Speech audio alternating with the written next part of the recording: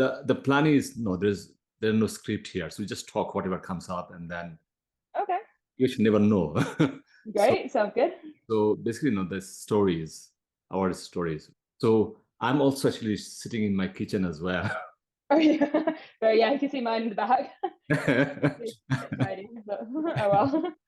Because this is the most convenient room for everything. There, yeah. I know, same as me. I've got like a little flat in Edinburgh at the moment, so it's one of those ones where the kind of sitting room, kitchen's all kind of one place, and I've got a wee desk as well in the corner where I do my work and stuff. So That's yeah, great. this is usually where I'm sat. You're going to Edinburgh again, isn't it? Or Maybe I have applied to do a second master's, but I haven't heard back yet. And I think even if I get accepted, I'm still a bit on the fence about whether it's something I actually want to do. I Mm. think just keeping my options open at the moment. Where are you working now? So I work for a company called Telent. They do like technology services across the UK. So like digital infrastructure. So like broadband, 3G, 4G, 5G.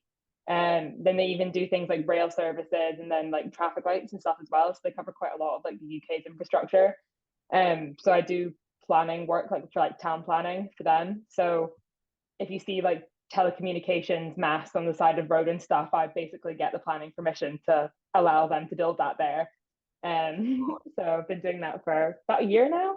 Um, This almost sounds like kind of public relations. You just like manage. it could be a bit more public relationshipy, I think. Mostly it is just kind of like planning work. So kind of doing planning applications for these sites. So Hmm. you kind of have to take into consideration like heritage aspects. So if it's in like a conservation area or, like an area of outstanding natural beauty. And then kind of like managing the application. So like there's a lot of processes and steps you have to go through before, the Hmm. council say yes or no to it. So it's kind of just about managing people's expectations and kind of managing the applications from start to finish. So it has its interesting bits, it really does. But it's probably not as aligned with what I want to do long term, but it's good for the moment. The way I'm seeing it, it's like, I mean, you have to do lots of communication, isn't it? You have to talk to those people, you have to phone them, almost like enforcer as well, a bit, like pushing things. Mm-hmm. It Um, really is. Mm-hmm. so this has got serious value.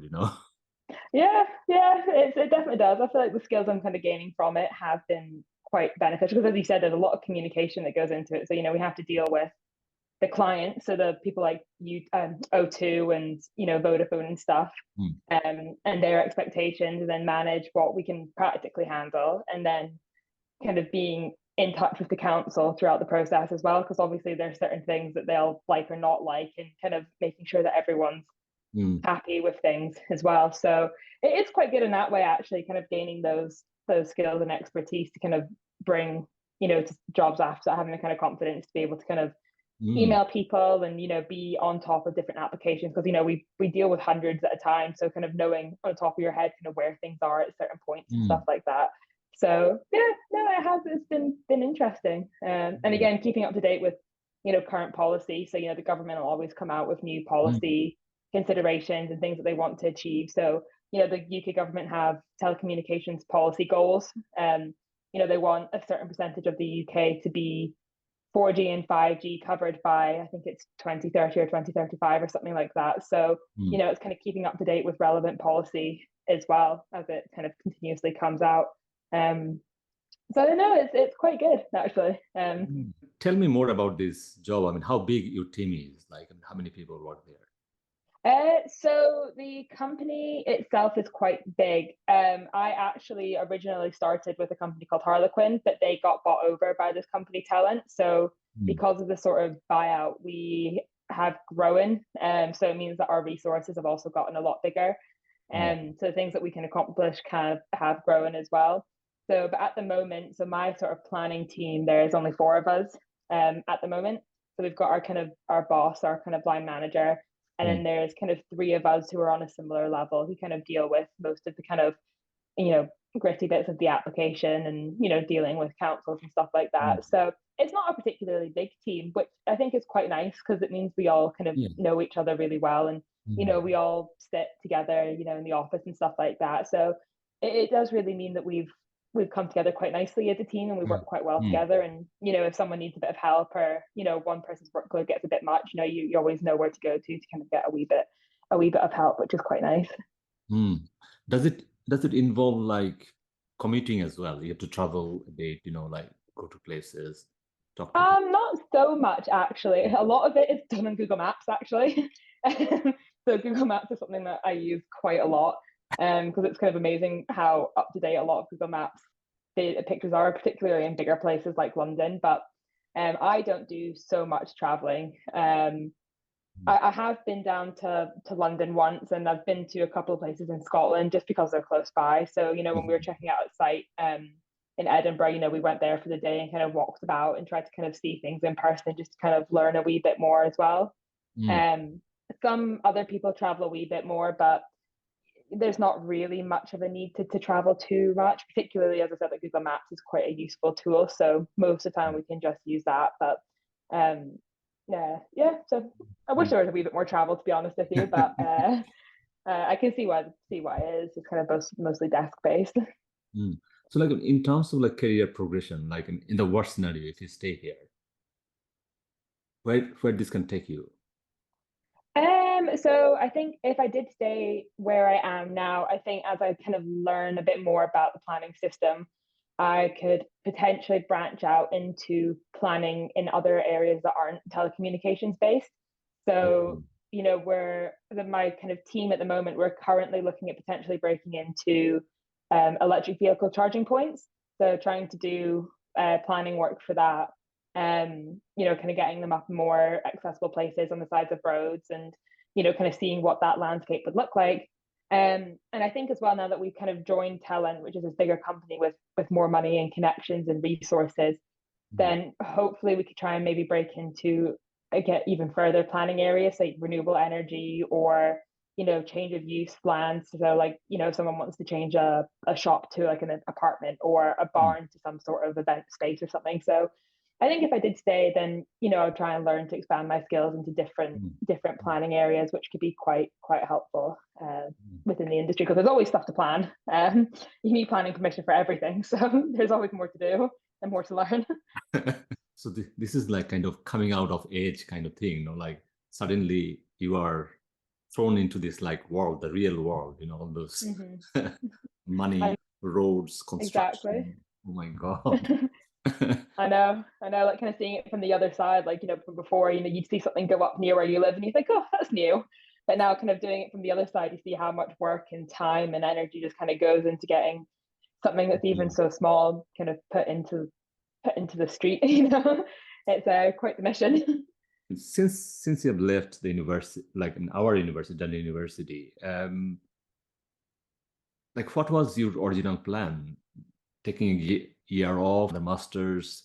So like, what were you thinking? When I finished that, yeah, I always knew I wanted to do a master's. I always thought they knew that would be the step to do next. I do want to do some sort of traveling, but I think I knew that I was the kind of person that if I took a break in between, my undergraduate and my postgraduate, I don't think I Mhm. would have gone back to the postgraduate. I know some people work that way, but I feel like, once I had the momentum, I just wanted to keep it going. So masters was always the next step. And then after that, ideally, I did want to do some traveling, but obviously COVID hit then. So that kind of held it back a wee bit. So hopefully something that can still happen soon.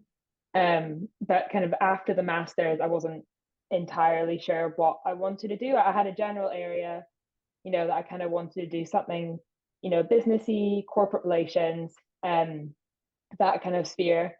Um, and so I was kind of just trying to find opportunities to work my way into that.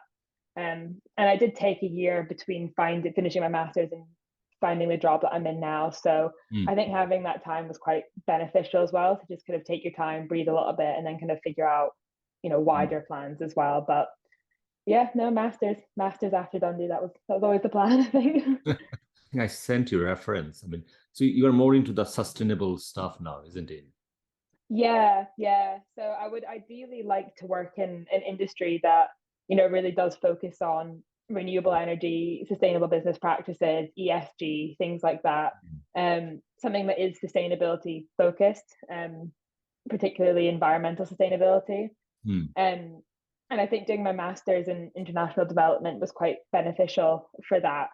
You know, it kind of gave me a bit of an understanding of, you know, what kind of needs to be considered in those areas, you know, the kind of junction between community and businesses as well, you know, is quite important because sometimes people can get lost in one or the other. So I think having that meeting point between the two, you know, something that a lot of businesses kind of need to understand a wee bit more.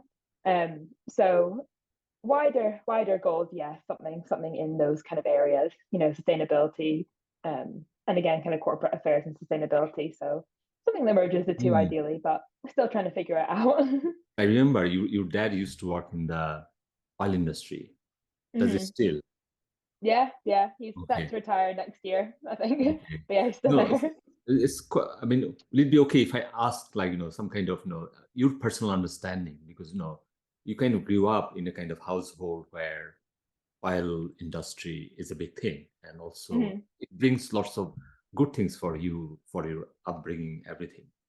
But Yeah. also you are now kind of, in a like crossroad of your life where you are thinking Mhm. of, it's a kind of total break, isn't it, from there? Yeah, it's quite different sort of what he did, obviously being in the oil industry for his entire working life, you know. Mm. He joined ExxonMobil before I was born, so he's been there for over 25 years now, kind of dedicated his life to the company and things like that. And, you know, moving around a lot to these places because of his job. It was Mm. obviously very like big oil country. So, you know, living in, you know, Qatar and Nigeria and places like that where oil is such a big thing. We were always around people who worked in the oil industry somehow. Mm. But I think what was quite cool about my dad is even though, you know, there's a lot of things about oil and the planet and things like that going on at the moment, but even growing up, both of my parents still spoke a lot about sustainability and, you know, trying to help the environment. You know, we only got one Mm. planet, we got to help out and stuff. So I think having those kind of ideals kind of being so like present in my life from quite a young age has kind of stuck Mm. with me. You know, Mm. even like small things like recycling and, you know, kind of walking when we can. And, you know, my dad used to cycle to work every day when we lived in Australia. And I think, you know, environmentalism was still part of the conversations we were having at home. Mm. So it was quite interesting that even though he worked in the oil industry, it wasn't, you know, environmentalism was never anything that was like pushed to Mm. the side. So I think, you know, it's always been something that I've kind of thought about wanting to do with my life. And I Mm. think as well, like even the understanding that, you know, there are other industries out there that contribute to climate change as well. And, you know, obviously the oil industry is one of the biggest ones. Mm. It's not the only one as well. So I feel that, you know, other effort needs to be put into kind of making every industry more sustainable and not just one, you know. And I feel like that's sort of what I would want to do with corporate affairs as well. Like even if it's an industry sort of, you know, fast food or fast Mm. fashion, you know, there's still improvements to be made. And I feel like having someone in corporate affairs who understands that, you can kind of make a difference from the inside and kind of help Mm. businesses kind of change their goals and influence impacts and stuff from the inside. So it Mm. has definitely been interesting growing up, kind of hearing both sides of the conversation. But I think it's kind of made me kind of see things from both sides of it as well, which is kind of maybe a bit unique in some ways. It kind of almost sounds like you are challenging yourself, because these are not your like comfort zone, because you obviously your dad has lots of contacts. Like, Hmm. if you move your career to that trajectory, then life could have been much easier for you, getting the contacts and get the, really Yeah, brilliant yeah, job no, and move definitely. on.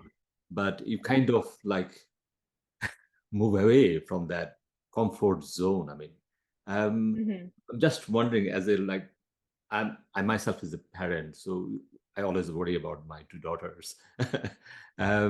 Did you have a chance to talk to your dad about that? Like, Dad, this is my plan now.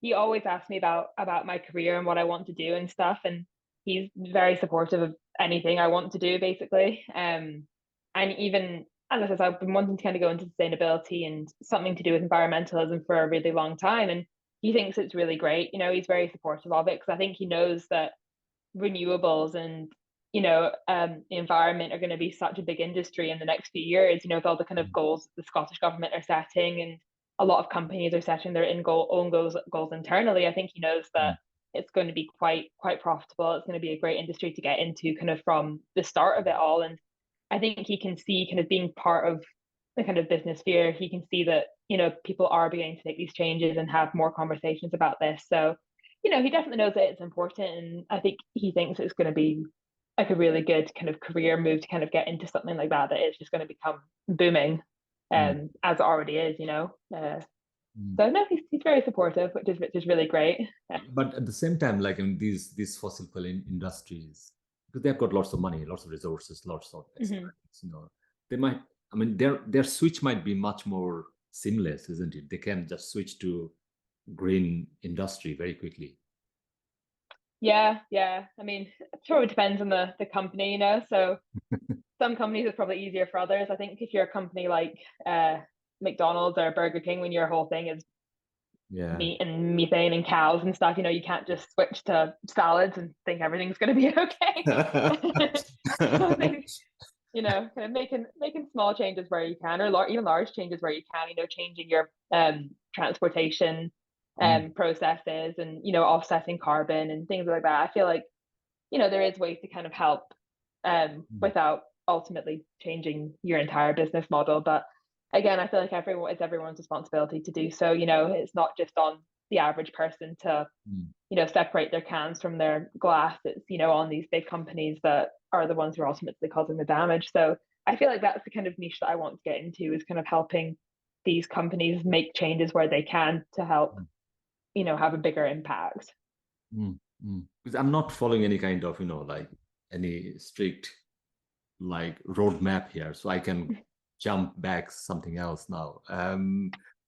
Because I mean, the way I see you are, especially your family is like quite transnational, isn't it? I mean, where were you born, if you don't mind if I ask this question? Yeah, no, I was born in Newfoundland in Canada. So my parents were living there at the time. When they originally left, so my dad got a job in Canada. My mum went with him, and they told my grandparents that they were going to be gone for 2.5 years. They haven't moved back to Scotland in 27 years. They love it so much. So I was born in Canada. A couple of years later, my sister, she was born in Houston, Texas.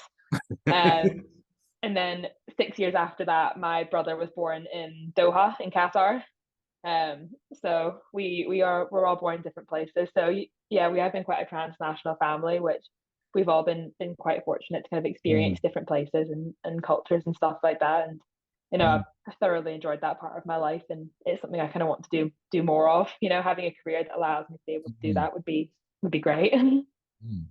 But that's quite fascinating. Then like the things we teach in politics, our identity, our kind of background, our like we support particular team, we go for particular country, in the football. But also you have got very strong heritage in Scotland as well, isn't it? Yeah. So my parents, both of them, are from Scotland, both born and raised in Scotland. So my entire family pretty much live in Scotland, most of them in Glasgow, actually. So even when we were kids, we would come back to Scotland once, twice a year and see family and everything. So we still got to live and kind of experience Scotland growing up as well, which was quite important for a family that are heritage kind of from Scotland, and being from Scotland to kind of also be a part of that as well, and kind of get to see both sides of everything. So like, how do you see yourself? Like, I mean, which like, I mean, your like citizenship understanding? I see myself as Scottish. I don't sound very Scottish, but I do see myself as Scottish. So usually when people say, where are you from, I'll be like Glasgow, and they'll say, you don't sound very Glaswegian. It's like, oh no. But I do see myself as being Scottish, and I think having lived in Scotland now for a good number of years, I feel more Scottish than anything. But I do still have my Canadian passport, and I do actually have an American green card now as well. So, but I don't think I'd ever say I was Canadian. I left when I was only 9 months old, so not the most Canadian, but yeah, I think definitely I would see myself as a Scottish person. But I mean, then where will you settle eventually, or you will never settle in a particular space, or I'm geographic not too sure location? yet. I would like to live abroad again. The plan is to move somewhere. I've got nowhere in particular, but I think it would be nice to live in a few more places. Um, and if that's something that my career allows me to do, to move every couple of years, and that would be great. But Mm, if not, it was something I would like to make happen. I feel kind of growing up, moving every couple of years, I do enjoy being in new places and kind of getting to immerse yourself in different cultures and actually seeing mm, parts of places that you wouldn't really get to see if you were just visiting on holiday. And kind of getting to really know the people who live there and how things work. And I do kind of miss that part of my life. And so that is something I would like to do. But I do quite like living in Scotland as well. I've lived in Edinburgh for 2 a bit years now, and mm, it's just such a great city. And even Dundee was a great place to live, particularly as a student. It really was a great 4 years of my life. And mm, I think eventually probably settle down in Scotland, but after moving around for a few years first. mm, mm. So like tell us a bit about your story coming to Dundee. Like how, because I think I remember you went to a private school, isn't it? Yes, yes, yes. I went to Um, a private school in Scotland. Yeah. so like Um, normally private schools students don't come to Dundee. They normally go to like Cambridge, Oxford, or London. actually, a lot of my friends went to Aberdeen, so I was kind of the odd one out. We were Aberdeen and Dundee, most of us actually. But no, so I actually kind of got through Dundee through clearing. I didn't do too great in my A levels, so I didn't get the university choices that I wanted. And I ended up in Dundee through clearing, which honestly was probably the best thing that ever could have happened to me. Mm, I absolutely loved living in Dundee, and even though it wasn't where I originally planned, I really do think that it worked out for the best. I honestly don't even remember the other unis that I applied to at the time. Dundee was just so amazing for me, and I think having that kind of smaller university feel, you can walk mm, everywhere, you can everything is really close to you. Pretty much everyone. You go into class and know everyone. You turn around a mm, corner on the street and you bump into someone. I think having that kind of connection with so many people, um, was really great. And I feel like you wouldn't really be able to get that in some of those bigger universities. Um, mm, so I was very fortunate to have ended up in Dundee, even if it wasn't what was originally planned for me. mm, mm. I mean, I still remember because I mean, that's 2020, like COVID is coming and you guys are just finishing, isn't it? Hmm. So Yeah. what's your memory about that? How the way we kind of accepted the whole thing is kind of gradual. It kind of built on, isn't it? If I had known that, oh my God, this would happen like this, I'd have gone mad. I know, I know. Honestly, I think it's probably for the best that things were kind of gradual. Otherwise, we Yeah. all would have. God, it would have been a nightmare. But yeah, I remember it was the weekend. So I was in the second semester of the fourth year at Dundee, and it was March time, wasn't it, that they kind of announced it? And I remember I was driving from Dundee to Glasgow because I had a concert on or something that night, and I got to Glasgow, and in the hour and a bit drive it took me, my concert was cancelled because of COVID. So we got the email saying it's been cancelled. COVID is kind of taking over. But I was kind of in Glasgow anyway, so I was like, okay, I'll stay a couple of days, see my mum, and then that's when they went into lockdown, basically. So I hadn't taken enough stuff with me from Dundee. I had a tiny little backpack for the weekend. Um, and on the news they were like, oh, it's only going to be 2 weeks, like it's going to be fine. So I was like, okay, 2 weeks at home, not too bad. And then they just kept adding on weeks and weeks, and it kind of got to a month, and I was still paying for my flat, and all my clothes were in Dundee, and I was like, oh God, what am I going to do? So me and my brother ended up having to drive to Dundee one afternoon. We Did you? packed up my entire flat in about in an afternoon, and My gave up the God. flat then and there, because we just knew that it wasn't going to get any better. So Mm, it honestly was such a panic, and I think kind of knowing that it was going to happen ahead of time, you could have made some preparations, but it just happened so quickly. And then obviously things started going online, which, for me and other people at that point in our university career wasn't too bad. We were mid dissertation, so we were mostly just sitting writing by ourselves mm, anyway. mm, The one exam I had got put online, which again wasn't even that bad. mm, So I feel that I was quite fortunate in the way that that's where we were at university, and we weren't disrupted too much. We didn't really have any more classes.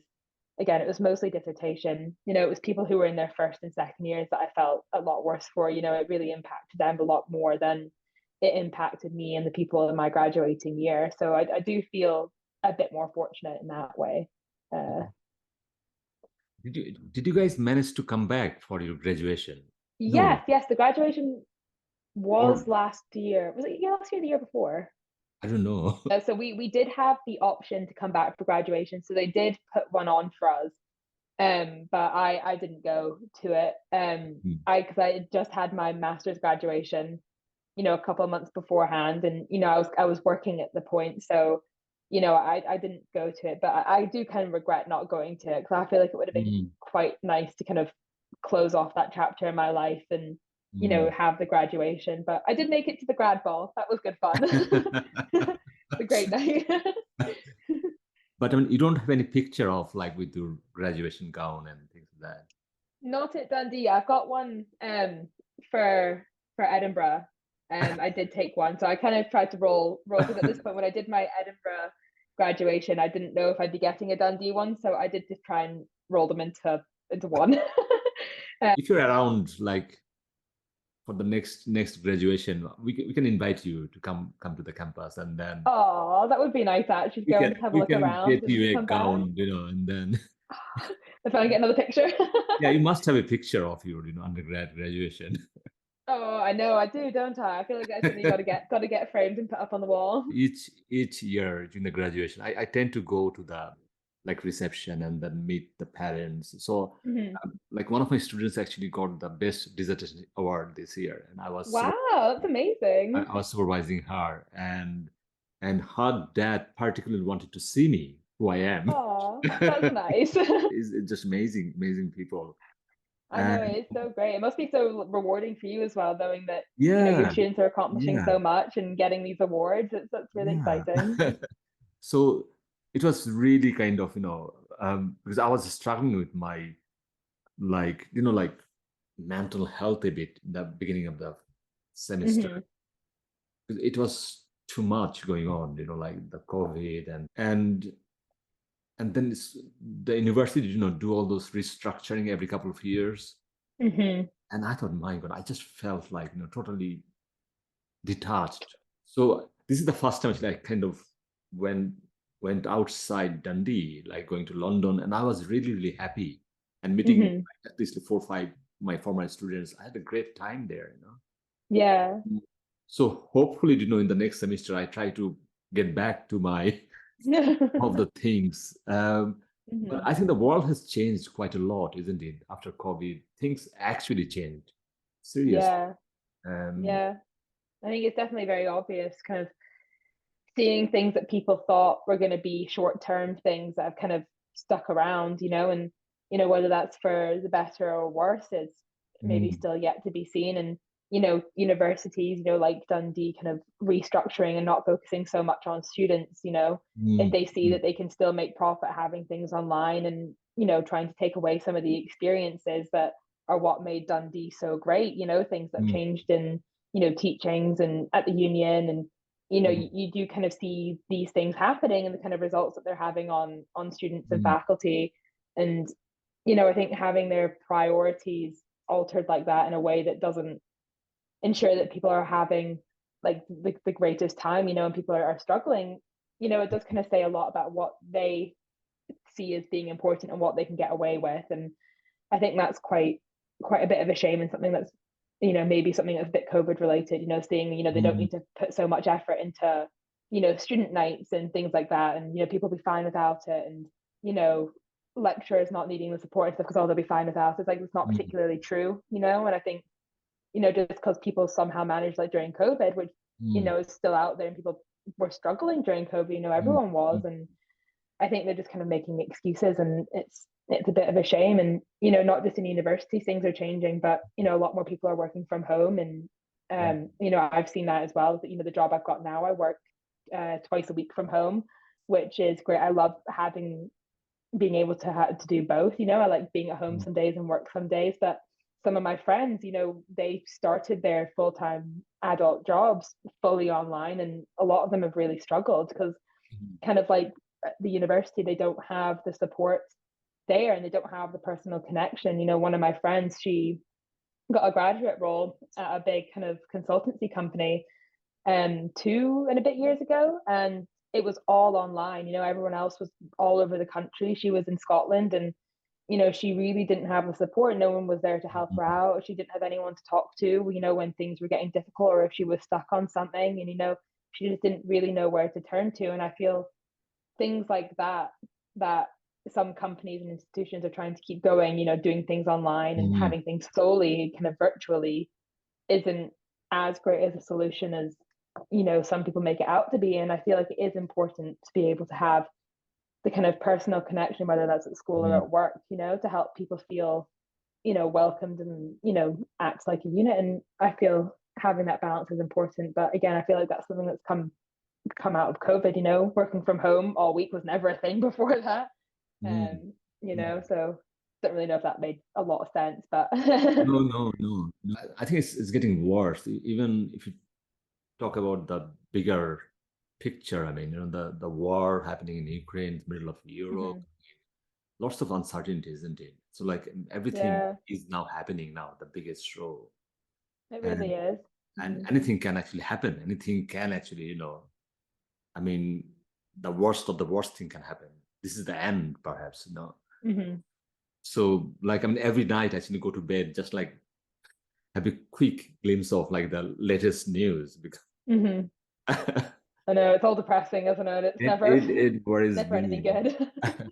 So like my colleague, I mean, he teaches in the economics, and he says that I stopped watching news. If it happens. No, you cannot stop it because exactly our world is being run by the mad people. So what can you do? We just like short-term, selfish, greedy, that kind of thing. I mean, I actually tell this story even to my class. I mean, last year we were just sitting in my garden, and the place where we live is quite close to river, so lots of seagulls come here. Oh God, not the Dundee seagulls. And it really annoys me. So I was really annoyed. So we are kind of drinking beer, and then it's nice weather, but the seagulls, like I'm quite picky about those things. And what he told me that why you are bothered about seagulls? It's just you see like what they're doing. I mean, it says that the seagulls should be actually angry about us because this was their original habitat. Yeah. We invaded their habitat. We took away their homes. So I actually never thought that way. my whole thought process suddenly just changed, just reversed. So I feel actually, really kind of guilty whenever I see like seagull. We've taken their land.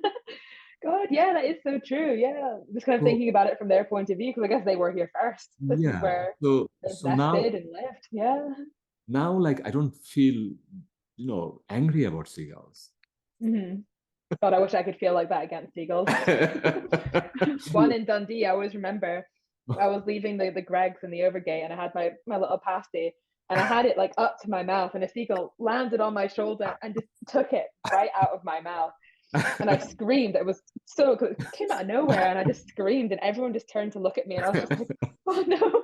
So don't have much sympathy for. I mean, I had so many bad memories with the seagulls in Dundee of my 25 years life here. But now I kind of reconcile myself, I kind of and like one philosophical understanding about our existence just changed my whole perspective about this particular animal. No, definitely. It's kind of crazy kind of thinking, stopping for a moment and just being like, I wonder, what the seagull feels, looking at it from a different perspective. And, it probably just goes to show that sometimes it can be quite beneficial to just stop and think for a second, Yeah. I mean, I see like some news, even like some people are quite willing to shoot them because they're so, such a pest, God, I don't hate them that much. So, I mean, I think because of our misunderstanding about, them, so it's very Homo sapien centric, that the men are in the center of everything, which is not Yeah. true historically. So so I think that might give you like more philosophical understanding about the why the sustainability is so important. Yeah, no, 100%. Because you don't have any ownership for this. This is not yours. No, you are destroying this. Exactly. There was things, and animals and creatures that were, and even sometimes other people that were there before you, and you've really got to take that into consideration. And there's always going to be things afterwards as well. And it's what condition you want to leave, the area or the planet in for the people and the animals and the creatures that come later in life, and the kind of legacy that we want to leave behind for them as well. So I think kind of thinking about it from both directions is important. How worried you are about the climate justice, climate politics? Do you think Pretty worried. we can like make it? Because some of the things are coming out is almost like it's done. Just cannot reverse this situation. Yeah, I think there is a lot of cynicism about climate justice at the moment, and I feel like that is really worrying. Seeing all the figures that they're coming out with, we're past the turning point and things like that.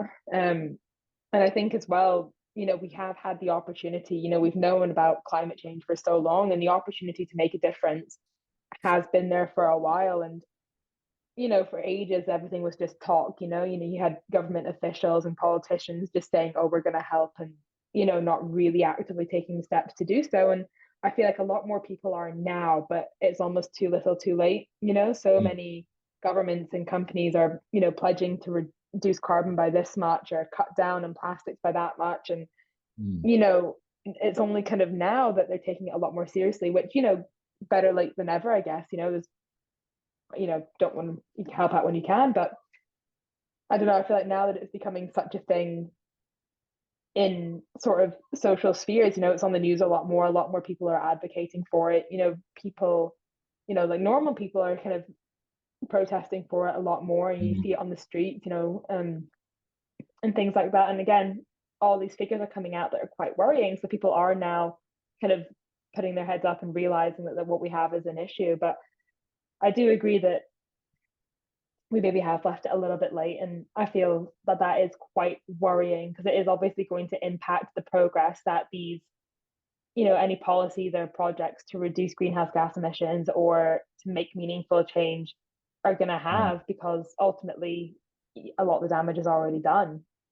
So I feel like it is a real toss up between needing to do more and more quickly, and kind of accepting that things are already changing. I mean, you can see the changes in weather patterns, you can see it in natural disasters that are occurring, and I feel like it's happening more and more every month. You hear of tornadoes here and hurricanes there, and things that weather kind of patterns that haven't been seen in hundreds of years. And I think the evidence just really speaks for itself in the kind of direction that we're heading. Sometimes I go to place and say, oh my God, this place is so hot now. I used to there, but this is just like unbelievable now. You just cannot live there anymore. Even like, every year I go to London in the summer. It's just unbelievable. Just unbelievable. Yeah. It's so hot. I know. It's just one of those cities that, because I think it's the buildings as well. It just traps the heat, doesn't it? Like it really just, God, I know. I don't think I could live there for, especially during the summer. Like, some people are saying that London tubes are great, but I found that, it's like some monster, isn't it? The monster they created. And just overbearing. it's the noise it makes, that everything is just so dystopian. Kind of after 4 or 5 days I tried to just run away from cannot leave this. I know. I think you can see a few cities like that. You kind of the smog and the smoke that hit New York recently as well. That looked terrible. People couldn't leave their apartments, people couldn't go outside. God, it was quite scary. The pictures of it, it just honestly looked like some dystopian sci-fi film. The kind of orange fog that they had there for days, all due to forest fires up in Canada. And the fact that again it kind of trapped the particles, it was quite scary, to be honest with you. Seeing the kind of impacts that climate change and these kind of natural disasters are having, not just concentrated. Obviously, the Mm, fires in Canada, they were awful and devastating, but the fact that it was having such wide consequences, mm, across the kind of eastern side of America, it really just goes to show that these kind of natural disasters are no longer just contained to a certain region or area. It is mm. spreading, which is quite worrying as well. The way the politics about immigration or like refugee crisis and all those things, So when you talk about the climate refugee, you're talking about Hmm. billions of people will move. Hmm. Then how do Yeah, you do that, and Uh, honestly. it's just unbelievable, the human frailty. I mean, Hmm. because some of those places are just like not livable anymore. Like if you go to like Africa, obviously losing water resources, Hmm. So if there's no food, no water, and then all the crisis all the time, then what people can do, people just. Exactly. Yeah. And it kind of just really makes you feel for the kind of countries that are facing, you know, climate change as well as like civil conflicts as well. Places like Mm, Senegal at the moment, facing, droughts as well as civil wars. And, it's kind of trying to find solutions for a whole host of issues. And, you know, either or isn't making the other even easier. It's really difficult for a lot of people. And I think a lot of people in, you know, more developed nations kind of forget, just how fortunate they are to live in a place that, is somewhat secure at the moment. And, climate change, whilst it is devastating and hitting everywhere, we have the resources to kind of protect ourselves a wee bit more than a lot of people. We have some more food security and, you mm. know, things like that. I mean, even last year or even a couple of months ago, even when I don't know if you remember when red peppers suddenly weren't available in the UK, and everyone Yeah. was freaking out because they weren't in Tesco. You couldn't buy them anywhere. And just thinking about how people reacted to that here, let alone food scarcity in other places, and it just kind of shows where people's kind of mindsets are when it comes Mm, to things like mm. that. Um, yeah, Because it kind of like, we are almost like noticing it's like drip by drip, isn't it? hmm They used to, you go to Tesco, you get everything. Now you might find that, oh, that's okay. No, so you don't like hmm panic. Um, yeah. so it's coming, in a kind of gradual way. But hmm I think third world countries are not that lucky. So it happened just on that day and gone. Everything is gone. Everything's gone. Yeah. Mm. I know it's really difficult for a lot of people, and yeah, I think there's more needs to be done to kind of help those people out Mm. of those situations, where we've only got one world and we're all in it together. And I think sometimes politics Mm. needs to be put aside to kind of help those who do really, Mm. really need it, even though that's a bit of an ask, that's not how the world works. And I know that, but it would be great if it was. I was talking to Lujan, and I think you were very close during your university days here. Hmm. And I saw like both are doing well. Lujan is doing PhD. I mean, she got some funding as well, so which is brilliant. And doing it Yeah, in she's doing amazingly. She's loving her PhD. and doing it in like Edinburgh. So, but also I Hmm. was talking to her, when I spoke to my former students, and suddenly I find that, oh my God, they're getting really, really smart now. And you can have a really good conversation. So I think that's the moment I think we feel proud of. You can see like we are talking almost an hour now. We can actually do a conversation. We can have a decent Hmm. conversation. Very intellectual, philosophical, all kind of things. And I think these things are important as well. Um, Yeah. and Hmm.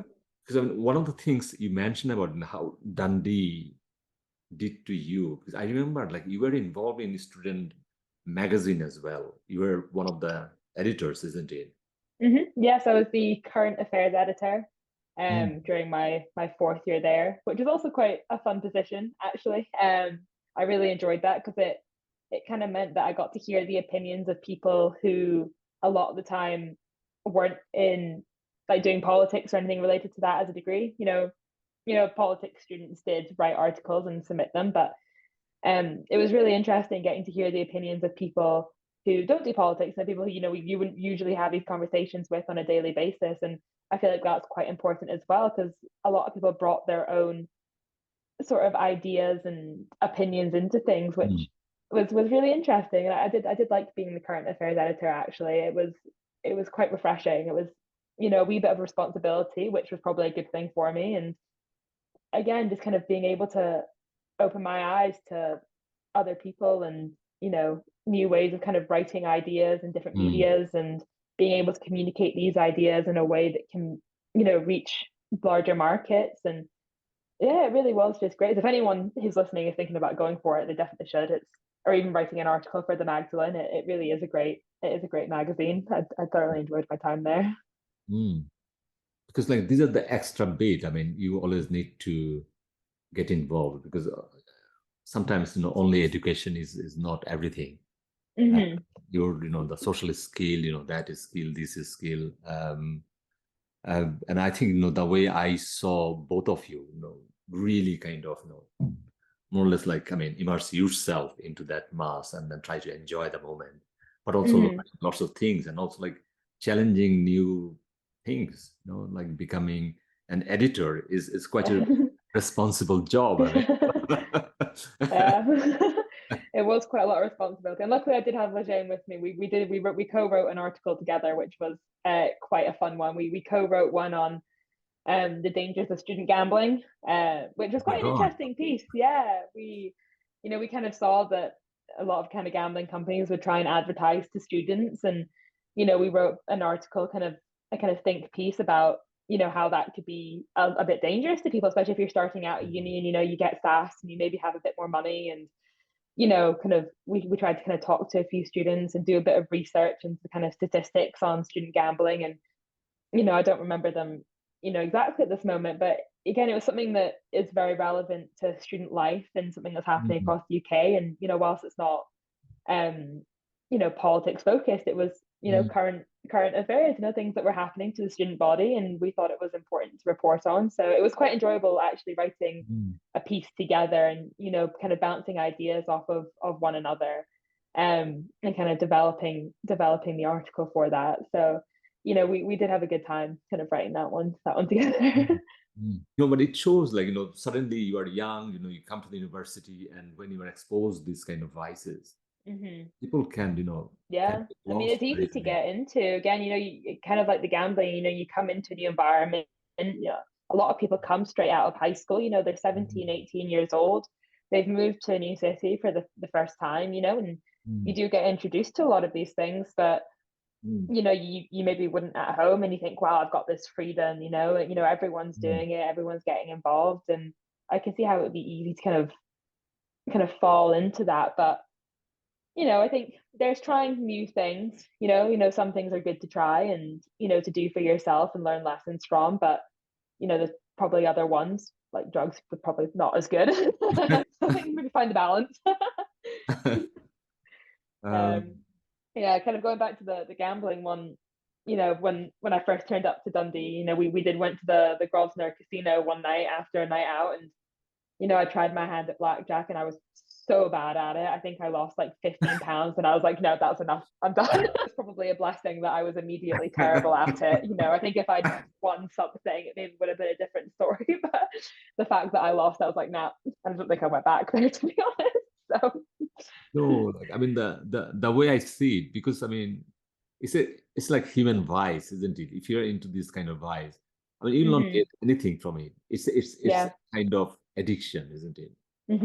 So Yeah. any addiction is bad for you. I mean, full stop. If someone thinks that, oh, I can make a life by becoming a gambler, I mean, yeah.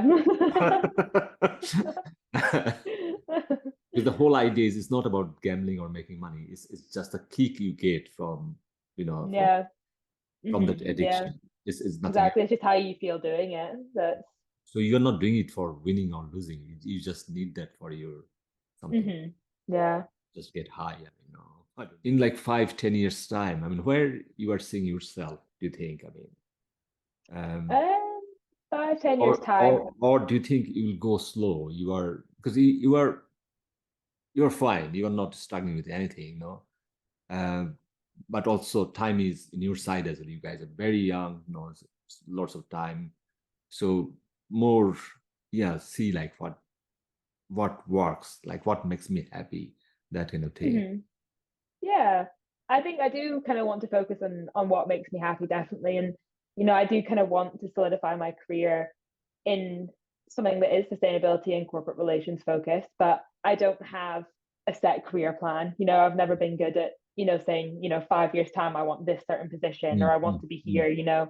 mm, I think I just want to be working somewhere that earns me enough to kind of live the life I want and to, enjoy what I do. And mm, I think there are lots of priorities I have in my life. Like I want to prioritize travel over the next few years. I do love going on city breaks and going to new places and, going on trips and stuff like that. So I would like to do more of that in the next couple of years. And as well, I would like to move abroad again at some point. So I have, some wider goals and mm, aims. I've never been too good at having specific things. mm, I don't get too bogged down on the details, but yeah, honestly, just something that kind of makes me happy and gives mm. me enough to do the hobbies and travel and the things that I really want to do with my life. I think it's important to have that sort of balance, you know.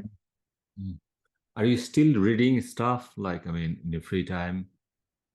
Yeah, I still read. I read a lot of kind of fiction and non-fiction books. At the moment, I'm currently reading Stephen King's It, which has been a big read, but I'm down to my final Yeah. 100 pages, so we're almost there.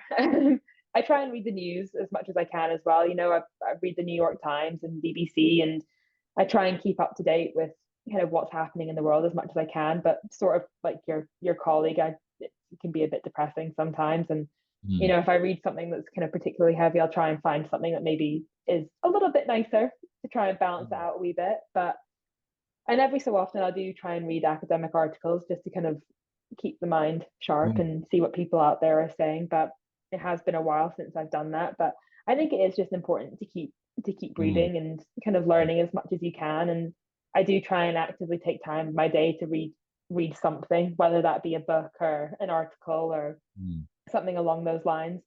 It is important to try and do that. So whether it's in the morning while I'm having my breakfast or mm, on my mm, lunch break at work, I will try mm, mm, uh, and read something because I do enjoy reading. I used to do it a lot when I was a mm, kid, and I think I stopped for a bit during COVID. It was a mm, weird time and kind of threw everything out of whack a wee bit. So kind of trying to get back into those habits has been quite nice for me, and I think quite good for my mental health as well to kind of mm. read stuff that I enjoy, but then also read things for information too. So again, finding that balance. That's really important. Like, though I struggle in my own life, I mean, even with my daughters, I think their generation is not keen about, like reading the hard copies. Hmm. Always, in our school days, we used to have all the books, picking up from library. I really need to push them. um, Yeah. No, my but brother's the same. He doesn't read anything. He's 17. it's because, I mean, because the technology is like so, it's Hmm. a different world. But I think Yeah. one of my colleagues said to me a couple of years ago, she was saying that, if you don't read from books, then, your cognitive brain will not be as sharp as it's supposed to be when you become Really? 40, 50, so Wow. like whenever you get a chance, pick up a book and read even just one page, 2 page, and Yeah.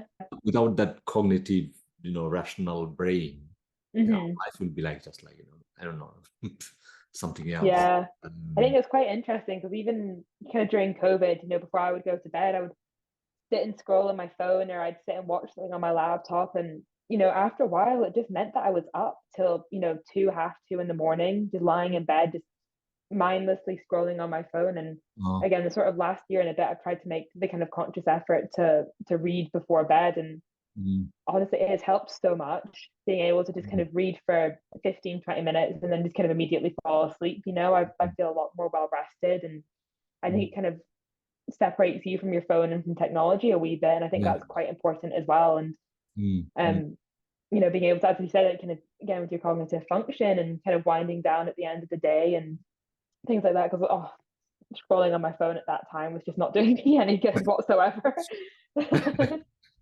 Important, it is important to keep reading, and I think as well to find stuff that you enjoy reading, Mm, whether mm, that's, you know, chick flick books or mm, information books, biographies, just finding something that you really like can be, the first mm, step to doing that. And it doesn't really matter what you read as long as you mm, enjoy it, I think is what's important.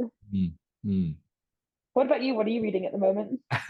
I'm like more in the I'm more in the art and culture. So Oh, that's um, cool. like film, I watch film, all the good films, the classics. All right. So we have got a like small film club, and then we talk each other about those films. It's Oh, that's quite really fighting. Like exciting. a couple of months ago, I watched this film. I'm not sure whether you watched it. It's called Armageddon Time. No, I've not seen that one. That's like Anthony Hopkins and Anna Hathaway was there as well. Oh, okay. What's his name? The actor from. Do you know this like TV series called Succession? Oh, I've heard of it, but I've not actually seen So one it. of the lead character was there. He's like kind of like method actor. I think what's his name? Jeremy Strong. It's a Oh, I have. I've heard of him. really good cast. And in that film, in one of the scene, like the boy, it's like a boy is growing up uh, in the like 80s, early 80s in like New York, and how things were there, like Reagan Hmm. administration and all those problems with the race relations. It's a brilliant, brilliant film. And in one of the scene, they went as a school trip. They went to Guggenheim, the art gallery, to Uh-huh.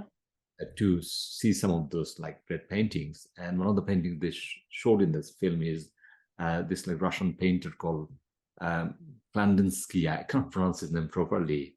And do you know what? I went to like National Art Gallery for this special exhibition. This exhibition Hmm. is about post-impressionist era, which is like modern art. Hmm. And I saw his painting there. Oh, really? Oh, that's really cool. And Oh, then, that's wow, incredible. just like, I mean, then you can try to appreciate and how good these people are, how genius, Uh-huh. So talented, honestly. color that, oh my God, Hmm. I mean, the things we watched, it's like, it's a priceless thing, from Uh-huh. Matisse to like, Van Gogh, like everyone, because every Hmm. painting is a story. Like Van Gogh was like staying in a like asylum because his problem with the mental health, and he was opening a window a bit sometime, and then he saw you know, this like snow-clad mountain, and he thought, oh my God, I can draw something about that, and that's the famous picture. Wow, that's Painting. incredible. Yeah. So I Oh. totally recommend whenever like even like last year I was in Vienna and Hmm. like famous painter called Klimt.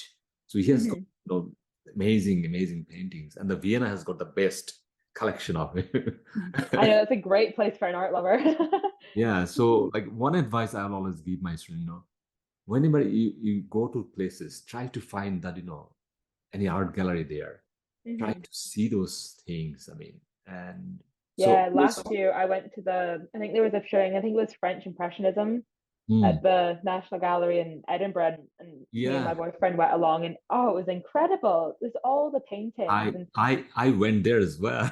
it was, did you? It was good, Yeah. wasn't it? Like I mean, Monet is like some of the paintings are like, if you put them on Mhm. an auction, they'll get $1 billion basically. Oh, 100%. So much money. But you can see why they're just gorgeous, like the colors in them, and Unbelievable. the scenery that they depict, and a lot of the ones with people showing people's lives, and Mm, farmers and people in villages, and you really just got a sense of what those places were like back then, and mm, it was just gorgeous. It was such mm, a great exhibition, honestly. mm. Well done. Whenever my students go to an art exhibition, I feel so proud of them. I know it's something I need to do more of, to be honest with you. I Really, love it when yeah. I go, and it's one of these things that, every so often I'll see an advert for one, and I'm like, oh, it's coming up Mm, in 2 weeks. I'll go, and then I mm, do always end up forgetting. So I do need to make more of an effort to actually go along and see more of them, because I do really love seeing art like that. And mm, especially when it's exhibitions, things like Monet that come along, it's something you don't typically get to see, unless you go to one of these big museums, and then it comes to your home city and it's right there for you to see. Um, And oh, it is just wonderful. Having kind of art being accessible to people like that, Mm, it's mm, amazing.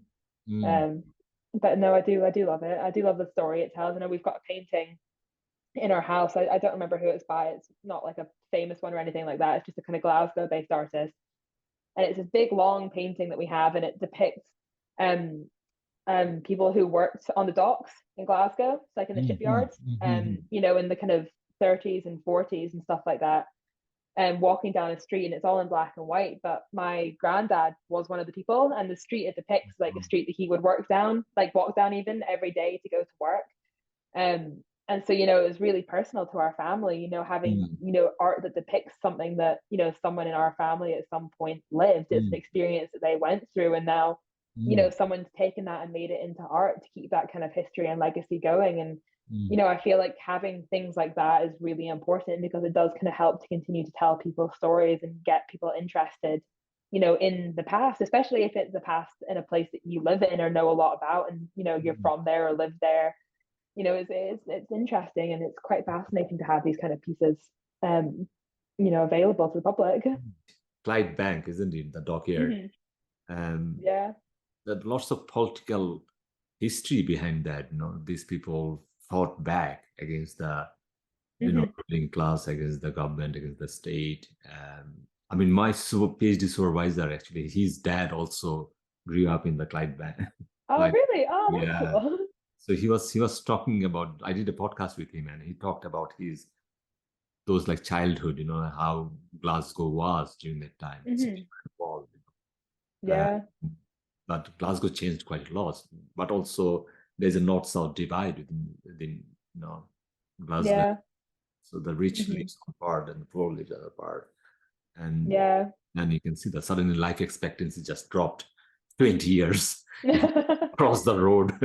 I know. Honestly, I think Mm, because Glasgow is just one of those places that just has so much history, and you're right, terrible. there has been a bit of a divide between, you know, the kind of rich people and the kind of poor people, but then as well, kind of the religious differences that were Mm, so big in Glasgow as well. It's just such a fascinating city. And again, having, you know, the shipbuilding and the Clyde being so integral to the growth of the city mm, for so many years, and now it's not even a thing. It's mm, honestly just fascinating to see how it has developed and changed over the kind of decades and centuries as well. And you know, it's something that, in all honesty, I don't know enough about. I do need to kind mm, of read a bit more. We've got a ton of books on it in our house, and it is mm, something that I do need to kind of learn a wee bit more about and be kind of understand that kind of history a wee bit more, because it is one of these cities that I feel like is just so underrated, and you mm, know, people just don't know enough about it. And you know, I'm one of those people. mm. But also like you are here because they were there, isn't it? Hmm. Uh, Yeah, so their existence is so crucial what we yeah, are today. Um, exactly. Hmm. yeah. Um, Abby, thank you so much. I think we had a good conversation. I thought, like, because I get like other, big stuff as well, but I really want to continue with my former students because I think this is one of those genre I really uh, maintain because I think these stories are important. I really want to, so that we can have some kind of, I don't know, it's like our historical documents, our time. hmm. These are special things. Everyone has Hmm. a big story to tell. Exactly. I know so Um, many people just have such fascinating stories and have lived such fascinating lives. And, you know, it is important to be able to tell those stories for people, because otherwise they'll just get left and, you know, lost to time. And, you know, that really is such a big shame. And I feel like that's why it is important to have things like podcasts and, you know, to mm, document, and, you know, journals and artwork to kind of document the lives that people have lived, so future generations can look back and say, wow, mm, that's what it was like, and, you know, mm, how it's shaped mm. where we are today. And Okay, yeah. you take care. Yeah. Thanks, Adele. I'll speak to you Bye later. bye. Bye.